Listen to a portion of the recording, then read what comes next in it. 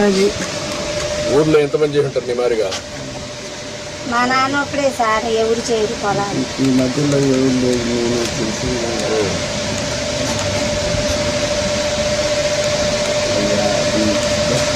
ఇల్లు కట్టించేస్తాను చెప్పాను కదా. కట్టేసేయాలి సార్. మన పార్టీ వరకైనా మనకి నేను వచ్చాను కదా ఇక్కడికి, కట్టమంటాను. అది అంత పడిపోయి వాళ్ళ పిల్లలు రాత్రి వాళ్ళే సార్. అన్ని ఇల్లు కట్టేస్తారులేమ్మా, ఇల్లు కట్టిస్తాను. కనీసం దొరికి కూడా కట్టడానికి ఇల్లు కడతారు. మీరు నేను చెప్పిన కూడా ఆలోచించండి. ఎట్లా అప్పు మొత్తం కట్టేసారు ఇప్పటికి? అదేగా బాకీ అయిపోతే బాకీ అంతా అయిపోయిందా?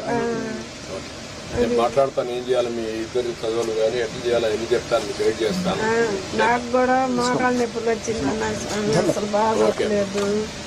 ఆయన కూడా చేయలేకపోతున్నారు. ఈ పిల్ల మీరు కూడా అమ్మా, నేనేమంటానంటే మోకాళ్ళ నొప్పులున్నా కూర్చొని చేసే పని.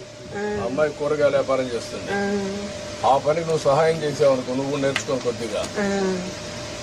అప్పుడు ఏమవుతుందంటే నీ ఆలోచన కూడా ఉంటుంది, పని చేసి చిన్న చిన్న పనులు చేస్తాం. ఆ బండి మీద కొద్దిగా చిన్నగా కూర్చొని కూరగాయలు అమ్ముకుంటున్నాను. ఏం చేయాలి నేను అన్ని చెప్తాను, చేస్తాను. ఓకేనా? ఇల్లు అయిపోతుందండి, ఇల్లు అయిపోతుంది. మీకు సంవత్సరం లోపల మీ ఇల్లు రెడీగా ఉంటుంది. సంవత్సరం కూడా కాదు, ఇంకా ముందే అయిపోతుంది. అవసరం లేదమ్మా, నేను కట్టించేస్తాను, ఇల్లు కట్టించేస్తాను.